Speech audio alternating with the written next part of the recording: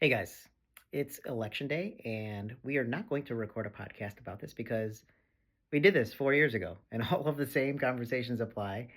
Character matters, policies matter. I did want to share two things. One, I am super encouraged by all the posts that tell us to love each other during this election season, and not to be divisive and snarky and all those things. I love it. I think 1,000% I agree with it. And the one verse that comes to mind is 1 Corinthians 9:22. I'm actually going to read it because I think it's so applicable. To the weak I became weak, that I might win the weak.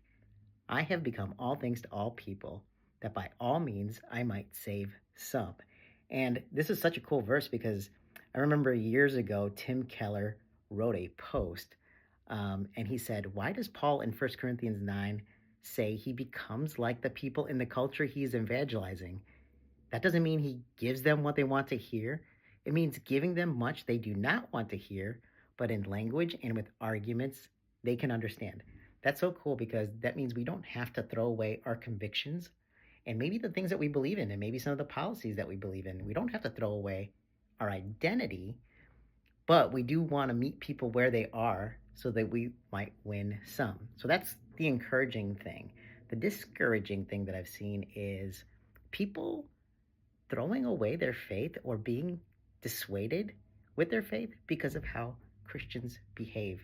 And so I'll be totally transparent. I'm not surprised if a Christian votes for Trump. I'm not surprised if a Christian votes for Harris.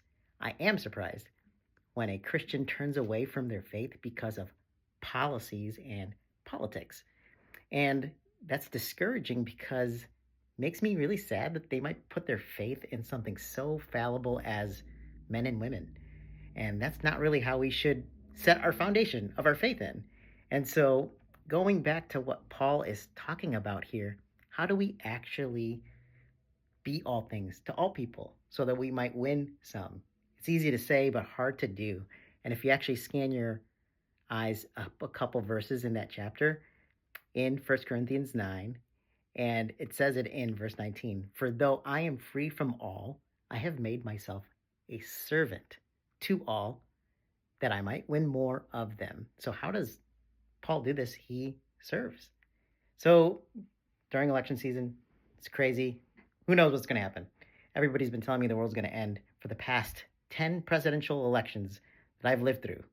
Hasn't happened yet, but it's always contentious. But how do you really love your neighbor? You serve them. And that's how you can win maybe just a few. God bless.